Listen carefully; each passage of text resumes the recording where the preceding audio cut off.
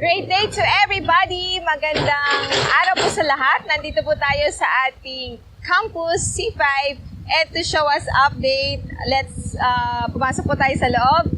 May pakita po natin yung mga updates po natin this week. So for this week, nalagyan na po tayo ng Meralco, praise God. Ayan po. So na-install na po yan. We have now our Meralco meter. And dito naman po sa side na to, we have placed reinforcement bars para doon sa ating pavement. So getting ready for that. And here, continuous yung work at pagpapatag natin for this side. Ayan po, malapit na po ito. Ila-landscape po natin to. At dito naman sa likod, continuous din po ang ating clearing dito sa area na to. Ayan. So we're continuously doing the windows there. So ayan po, kiniklear po natin tong areang to. And dito naman sa side natin,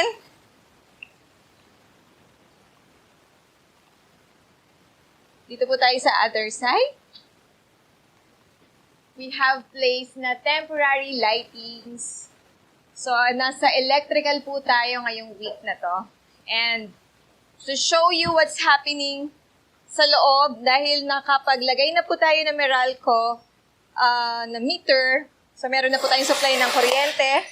Dito po sa loob ng campus, we're starting with our ceiling. Of course, electrical po muna.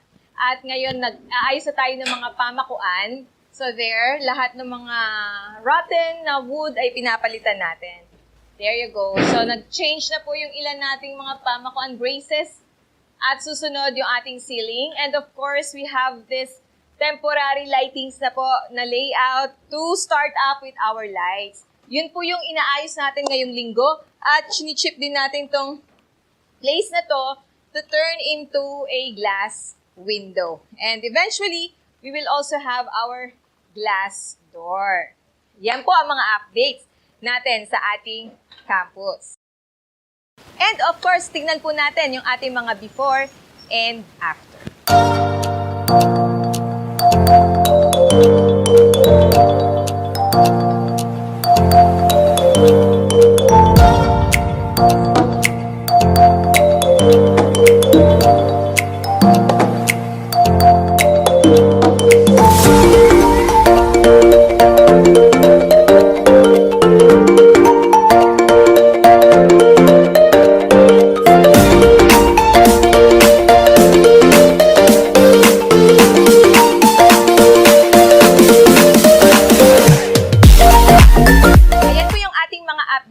And we know that you are so excited for more at malapit na po tayo mag-transfer sa ating campus, new campus. And we still be needing, matapos po yung ating electrical this week or two, and also yung ating ceiling, and then followed with our paints, so wall paints natin, and also our windows and doors. And eventually talaga pong tapos na yung ating repair, praise God, sa mga susunod po na linggo. Kaya po kami ay nananawagan sa lahat ng mga kapuso, ka-harvesters at kapamilya to continually support our Project Hagay Building the Temple Challenge. 4 ways to give. Number 1, you can give through sponsor in food, cash or in kind. And number 2, materials in cash or in kind as well.